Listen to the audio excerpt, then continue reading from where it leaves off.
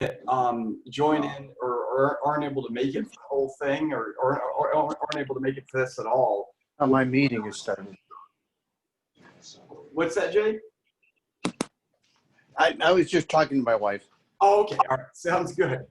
Well, looking forward to seeing everybody in about, oh gosh, 3 weeks now. It's already the end of August, and so the program roster is looking pretty good. There's one person from the regular alumni program or work study program that's going to be coming, Jeff, and then there's two other additional people, Karen and Judy, and they haven't signed in yet for the call. But I think we're going to have around about 6 people on the program. Let's see, 1, 2, 3, 4, 5, 6. Yeah, it looks like 6 folks. And of course, we're going to be excavating at the overseer's site. We've in the shovel test pit survey that we've done this this fall, or no, not this fall, this summer, spring and summer. I don't know what time of year it is. We've found quite a few features that we're going to be exploring in units. That's Virginia. And we just completed a expedition program last week with student teachers from JMU, and they had an amazing time. There's lots of artifacts that we found. They actually completed an entire unit, even though they were working on the unit on their own. I mean, staff works on the units with everybody, but everybody's in their own unit. And so with 6 people, this would be a really good balance in terms of everybody have their own unit, and it's in plow zone, so we're able to, chunk through things pretty quickly. But what I wanted to do today was to go over our COVID policy for the program, and just make sure that everybody was comfortable with that. And if you had any questions, you'd have a chance to ask. And also just to make sure that everybody was copacetic with what we're looking to do, because it's important that, everybody knows up front, what conditions we're trying to set for everybody's safety. I mean, basically what we're doing is we're trying to set up the programs that if the inevitable happened is that somebody that came on the program or one of us had COVID, we'd ensure the safety of everybody there and on the program, because that's something that, we have to assume with, just when you go out. I mean, just like going to the store, you got to assume you're going to encounter somebody with COVID. And so you want to make sure that you're safe. But there's a number of things we're doing, of course, beforehand to make sure that people are, don't have COVID. So what I'm going to do is I'm going to share screens at this point so you all can see the document. And it says this will stop other people's screen sharing. I'm going to say yes. And so I'm going to share the screen. And can everybody see this? The COVID document here? Yes. Okay, awesome. Well, what we're, the basic things we're doing is, what we're trying to do is to make sure that before everybody arrives, that you're practicing, the COVID, the CDC defined social distancing, which is basically, wearing your mask when you're out in public, keeping distance from folks, washing your hands, avoiding touching your face. If people can be tested, that would be great. I was just tested on Thursday, and I'm negative, which is good news. So, and I went there with my daughter, who had just driven, my daughter Tess, who had driven across the U.S. and actually gone through Colorado as well, Tom. She was staying in national forests in the back of her 1988 Jeep Cherokee. We spent 4 months fixing this rig up and making it so she had a bed in the back, and we're very much inspired by what you're doing, Wendy. So, but she came back safe and sound. Jeep almost came back safe and sound. I spent the weekend with her underneath the Jeep doing some work on it, but it's all, it has a new oil pan gasket, and that was the biggest thing, as well as a complete throttle plate, or a rebuilt throttle plate. So when we're doing the programs, for item 2, what we're doing is really trying to limit the number of activities that we do that are in close proximity to each other. So for example, like we don't do in-person lectures anymore. We're going to do those all over Zoom beforehand, which will mean there'll be more time in the field, which is kind of cool. It's actually, some of this stuff is turning out to be a real positive. So, we're doing, the hour-and-a-half power of place lecture with me in the Friday before, and we might even do that a week earlier, depending on people's travel time.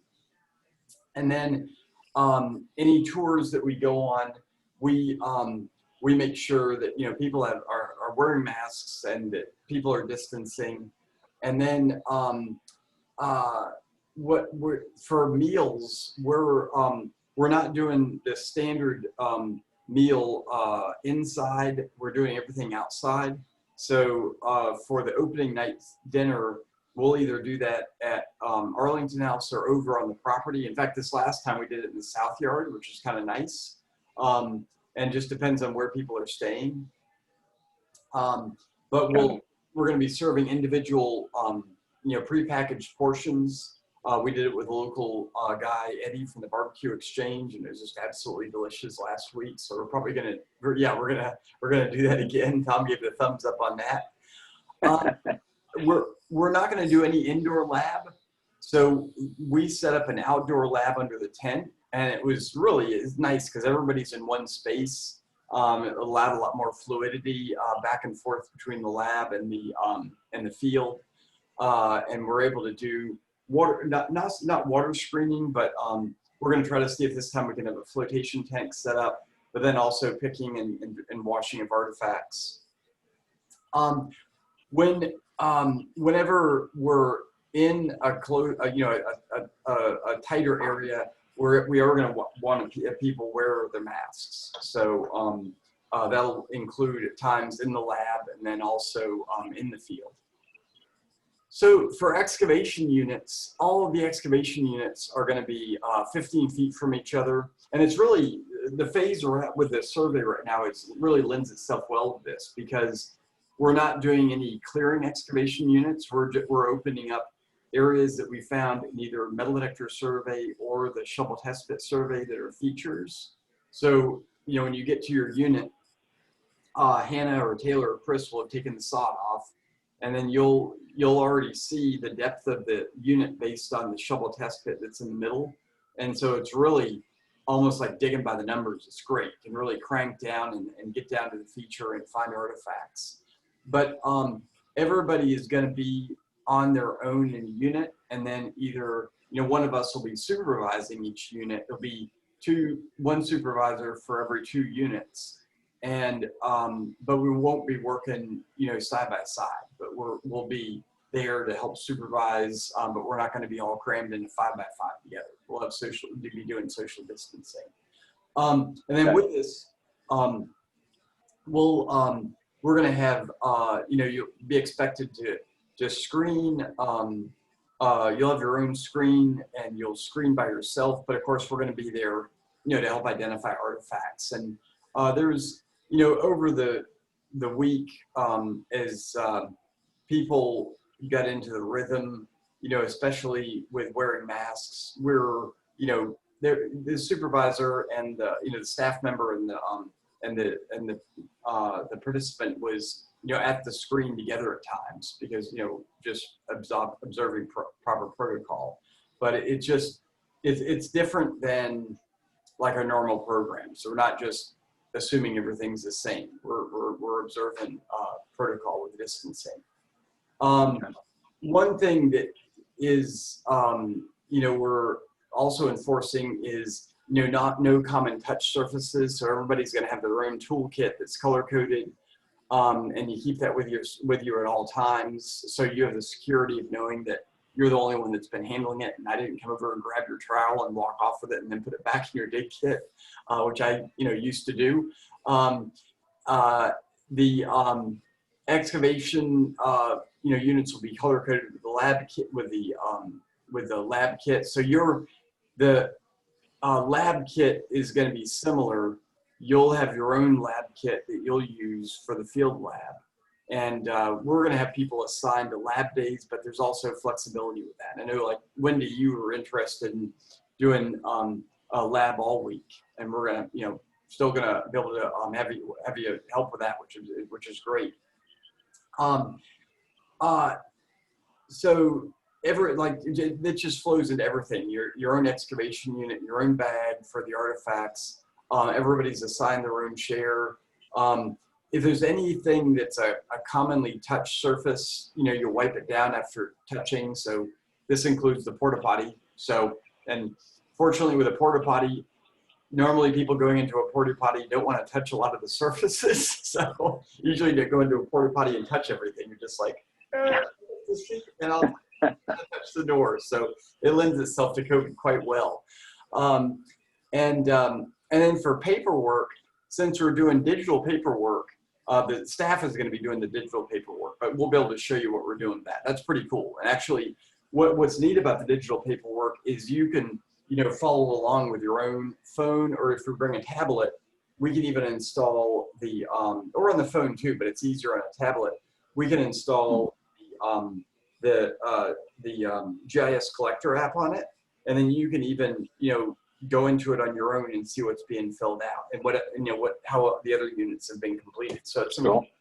Yeah, it really is. It's really exciting. We even have, I was just out today with Dennis Bajorkland, who's our metal detectorist, and he's full on, fully integrated into the digital paperwork as well. So we got an app done for him where he's able to take pictures of all the artifacts he finds, rebury them, the whole 9 yards. It's really cool, really slick.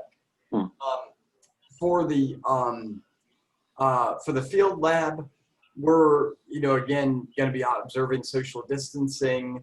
Everybody's going to have their own table and chair. And then, including, everybody will have their own wash basins, colander, brushes, etc. Let me think what else we've got for the field. One thing that we are, that is going to be a little bit different is, when you find an object, when you've got it and you're wanting to show it around to everybody. This is a spark plug gapper, so you probably won't be finding something like this. But when you find an object, you're certainly like, Tom, if you've got, a beautiful jasper flake and you want to show it to everybody, you could either bring it around to people and have them see it, or we'll have the finds table of the day, which we did with the JMU program, and you'd put it in that finds table so everybody can look at it. And this is just for the expedition members and staff members. We're not, this isn't something that's accessible to the public. So it's going to be, within the confines of the dig. And so you all know, I think a lot of y'all have been out to the overseer's house, just not when it's been active. The overseer's house is pretty far away from the visitor path, and we've got it roped off from the visitor path. So we're not having a lot of interaction with visitors. It's unfortunate, but it's just with the programs and how much we get going on, it's just kind of easier that way. So we'll engage visitors when we're out of this and there's a little fewer variables to deal with. So there's also figured that would be something that could be, stressful for participants as well. And obviously the public is not going to be engaging in the same rules that we do. And we've definitely found that when we give tours, sometimes people have masks on, sometimes they don't. So we just keep our distance. So,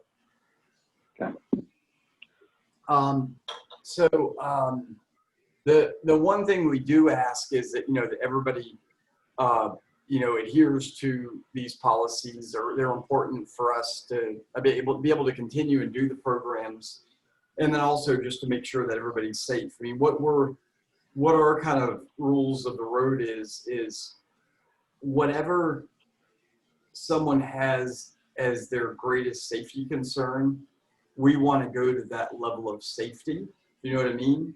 So Jay, if you, in looking at artifacts, you want to maintain 12 feet of distance from everybody, we want to maintain that as well. Not that you told me that, Jay, or anything like that, but we want to make sure that we respect everybody's needs and wishes with all this. And this is really to ensure that just like we always do, we want to have everybody have a good time, because if we're having a good time, it means we're doing it right.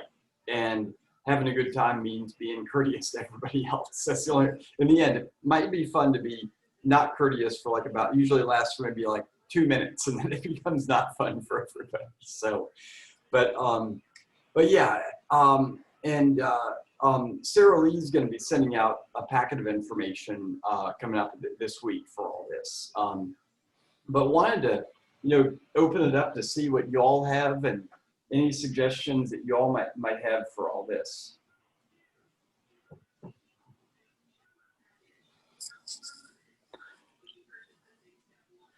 I got to share this. Tess went through Durango, Colorado, and she got this amazing set of Jasperware. It's a Wedgwood, and she sent me pictures of it. And in the picture that she showed me this one, and I could see in the background this teapot, and I was like, oh my goodness, Tess, you got to get both of those. These are from like the 1890s. They're being sold for like $10 a piece. So. Oh, wow. But if you're not near, you're in Colorado Springs, Tom. Where are you? Or Me? No, I'm back in Tulsa now. Oh, in Tulsa. Okay. All right. Very cool. I was out there a couple of months ago visiting my grandkids, but that's right. Yeah. Yeah, I was in one of those interesting experiences where you haven't seen your grandkids in 6 months, and you're allowed one hug when you arrive and one hug when you leave. And oh no, we sat on the front porch at opposite ends of the porch and visited for 2 days. It was interesting. Well, it's better than not visiting, I guess. That's the only thing. I guess it is. We're just being in a Zoom session like this. So, yeah. Well, where are they again, Tom? Actually, they live in Longmont, which is up by Boulder. Okay. All right. Yeah. So, Matt? I'm sorry. Okay. I was just curious as to the proximity to the sites that we were at last summer on the Overseer. Yeah, the Overseers is you've been down to the Overseers site, Jay. Right. Last summer. Yeah, last summer. We're in the same location as we were in August of last year, in July. But what we're doing is in the shovel test pit survey, last summer we were doing excavations based on the metal detector survey. And this spring and early summer, we did a shovel test pit survey at 10-foot intervals. And what we found is quite a few more features. We found about 3 ash-filled pits that could be like charred wood and ash. It could be subfloor pits, we're not sure. And then we also found the location of the well that was excavated in the 1980s. And so that gave us some parameters of kind of the edge of the site. And so there's a whole bunch of features that we found with shovel test pits, meaning with the shovel test pits, we dug down through the plow zone and either stopped at subsoil or at the top of features. So we didn't impact the features whatsoever. We augered them afterwards with a half-inch split spoon auger. So we know what the depth is. So we're going to be exploring those features and also some artifact concentrations, like a whole area of brick rubble that we found that we might be from a chimney fall. So those exploration units for the Overseer's house will go through definitely this fall with plenty to look at. And then in the spring, we're going to assess whether we continue with the Overseers or go to the blacksmith shop, which Dennis is metal detecting right now. And then we'll be doing shovel test pits on probably in the spring. Where is the blacksmith shop in relation to where we were digging last summer? If you're looking basically towards the field quarter, yeah, like those log buildings are, it's about 45 degrees to the right. So it's closer to where, going downslope, but it's right, it's on the same ridge. Like if you imagine that the Westgate Road had not been cut through that area, that it was still, slope going across there, you could walk right across the ridge to the blacksmith shop. What happened is in the early 20th century, the DuPonts cut the road down to the bottom land to where the old mill pond was, because the mill pond, the dam was breached probably in around 1906, 1908. And then they routed Chicken Mountain Road along that bottom piece there, and then brought Westgate Road down to that, where it used to, the old, road that no longer is in existence. It was kind of it was Chicken Mountain Road. It used to go up beside the field slave quarter and across the middle of the site. Is that where that iron gate is? That's up further up slope. That's up by the tobacco barn quarter. If I'm guessing what the iron gate is you're talking about.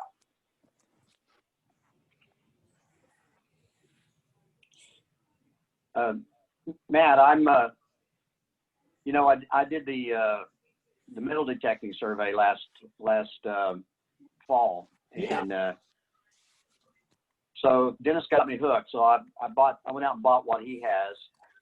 Oh wow! So the GPS. I may bring it.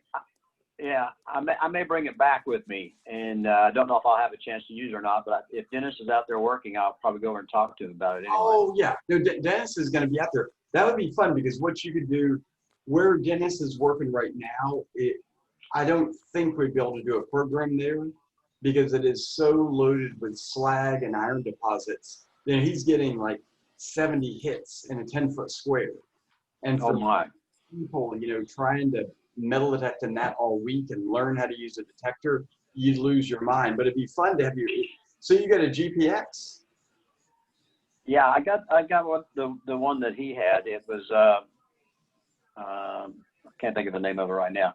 I haven't had a chance to use it very much. I've been out about 2 or 3 times here in Oklahoma, but still like bend his ear a little bit on a couple of questions. Yeah, no, definitely bring it, because he would. Because I'm sure you're driving out like you normally do. So yeah, throw it in the back of the throw it in the back of the truck. He'd get a kick out of seeing that. So okay, all right, great job.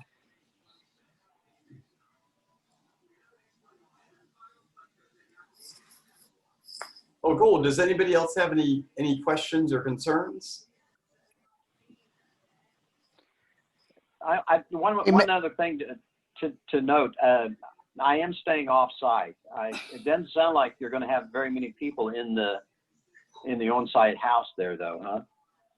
I don't think so. Wendy, you're going to be you're going to be there, but in your camper van. Correct. And Jay, you're staying at Arlington, correct? Correct. Okay. And I think that Jeff is going to be staying. Jeff might be staying at Arlington, or might be staying at Cindy's. I'm not sure. And then I'm looking at the roster here. Yeah, Judy's going to be in the Village. And then I'm not sure where Karen is staying. Karen Moritz. Yeah. So how many total are going to be? It looks like 6, because there's the 3 of you all, and then Jeff, and then Judy and Karen. And let me see if Jeff wrote me back here. Jeff said that he was coming, but he couldn't make it to this today. I was checking emails.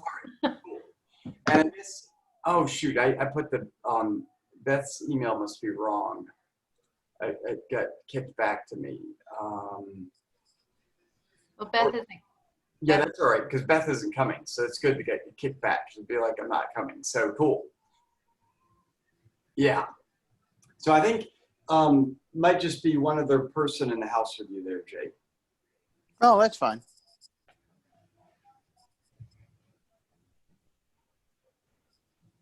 Cool. Sarah, can you think of anything to add? Me? No, just an invitation that as any of you stumble across any questions or thoughts that you might have or needs you might have or ideas, please just send them along, because we're really happy with how the JMU group went, but every program is going to have different needs and considerations, and you all, this group in particular, having come on programs before, you all are in a unique position to really give us your thoughts. They will be extremely appreciated. Yeah, That's really about it. these are always our favorite programs, having friends come back. That's really exciting. So. So how is JMU today? They were fantastic.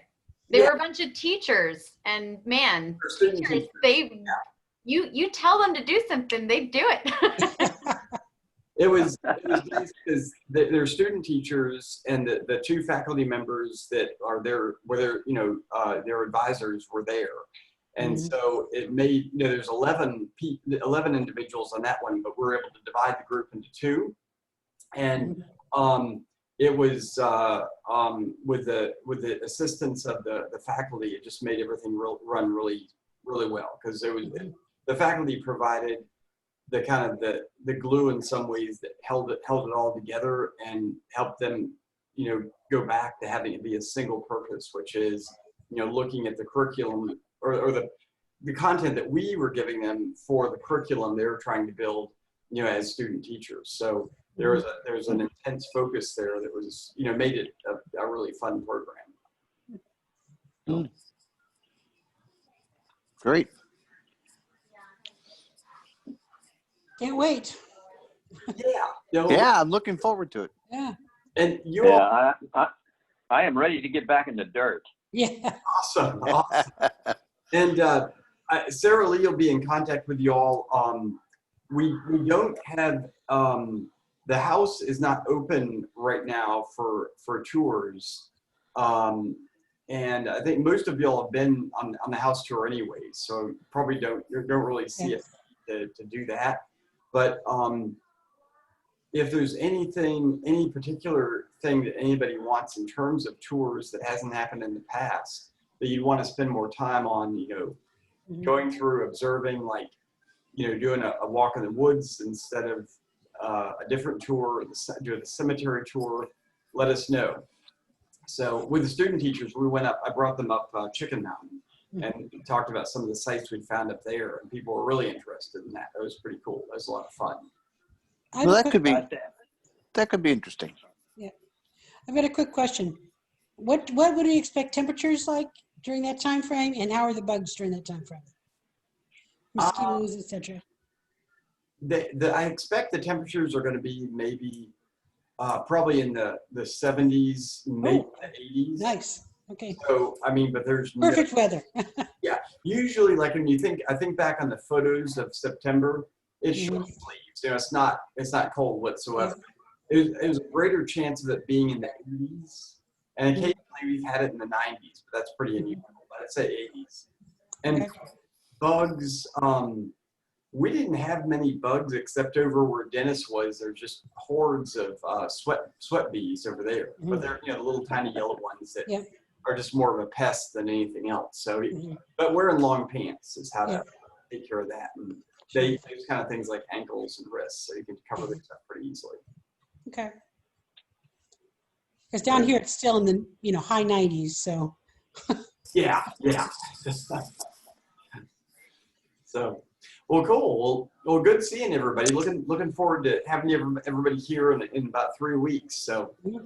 Yeah, it's coming quick. Oh, and Matt, on a personal note, you got to do things that are important to you. So on a personal note, it looks like we will be moving within the next 6 months to Silver Spring, Maryland. Oh, wow. Okay. Very cool. So be a little closer. That's awesome. Well, that'll be fantastic, Jay. Yeah, Silver Spring is like without traffic, is like 1 hour and 45 minutes from Montpelier. So that's a pretty easy day trip down. So. Jay, where are you now? In Wisconsin. Where in Wisconsin? It's about 40 minutes southwest of Milwaukee. Okay. I moved to Florida from Platteville, so I was in Platteville for a long time, so. Yeah, we're about halfway between Milwaukee and Beloit. Okay. Okay, cool. Is this for a new job or? Oh, no, I retired. Okay, okay. Cool. Do you have a family in Silver Spring? No, my daughter lives in Washington, D.C.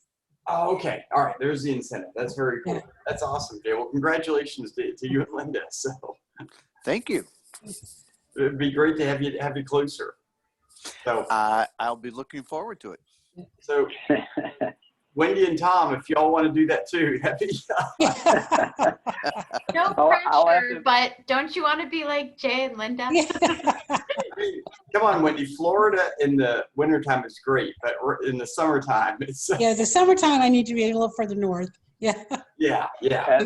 And I'll have to admit, this will be the sixth time I've driven from Tulsa, Oklahoma to Montpelier, and I wish it was a little closer. Yeah. Yeah, that's a haul. Cass drove 5,000 miles in the trip she just did in a period of 4 weeks. So Wow. what was great is that vehicle that we fixed up is a 32-year-old Jeep. Took her the whole way. That the only time it failed was when she was in Missouri. The alternator went out, and she met a guy that helped her with that. And then in West Virginia, the crankcase sensor went out, which is basically just a wire. But she was near a garage, and knowing why the thing wouldn't start because of a wire that was fried inside, it was glad that I didn't drive out. He was a good mechanic, huh? I was guessing it was the fuel pump, and I was ready to buy a fuel pump and bring it out that night. And she was like, "Dad, just hold up. I've got the guy at the garage who said he'd be able to help me out." He actually let her stay in her car in the garage that night because she was sleeping out of the car the whole time. That was a beautiful town, but not a beautiful place to sleep in the garage. All right, everybody. We'll look forward to seeing you all. And Okay. they said Sarah Lee's going to be sending out an info packet, and definitely, if you have any questions or concerns, don't hesitate. We're here for you. Okay, great. Okay. See y'all soon. All right. Bye, everybody. You bet. Everybody. Okay. Bye-bye. Bye. Goodbye.